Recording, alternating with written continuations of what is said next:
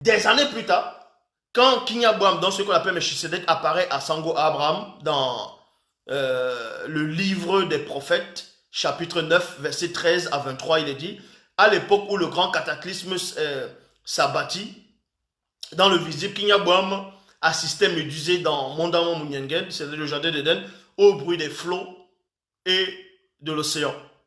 Et il arriva que, grâce à son initiation et son intronisation dans l'art du mystère du déplacement non visible, eux ils appellent la téléportation, ils appellent le déplacement instantané, mais son vrai nom c'est le déplacement non visible. Donc, et du mécanisme vibratoire du continuum espace-temps, Kinyabwam apparut au patriarche Sango quelques siècles après, après le grand cataclysme.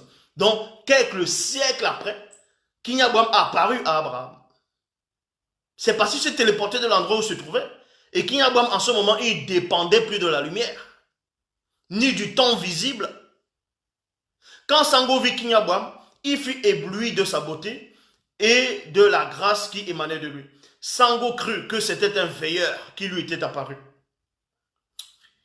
Car Kinyabwam était d'aspect glorieux et avait sur lui le mystère du sceau divin, du sacerdoce qui étincelait.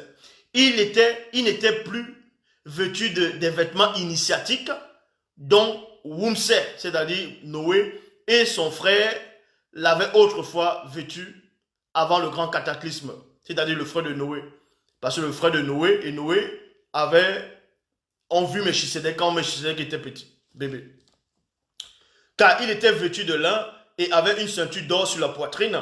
Kinyabwam dit à Sango, ne crains point Sango, homme connu du grand ordre des choses. Sois attentif aux paroles que je vais te dire et tiens-toi debout là où tu es. En effet, j'ai été maintenant envoyé vers toi, en cette époque du passé, qui est ton présent. Point. Vous voyez, Kinyabwam a été envoyé à l'époque d'Abraham. Et l'époque d'Abraham, c'était le passé pour Kinyabwam. Mais c'était le présent d'Abraham. Mais Kinyabwam ne venait pas du futur, ni du passé.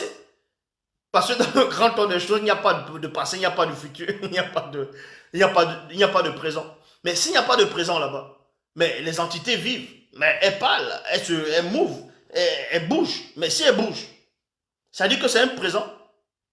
Mais c'est quoi le présent? Vous pensez qu'un présent c'est quoi?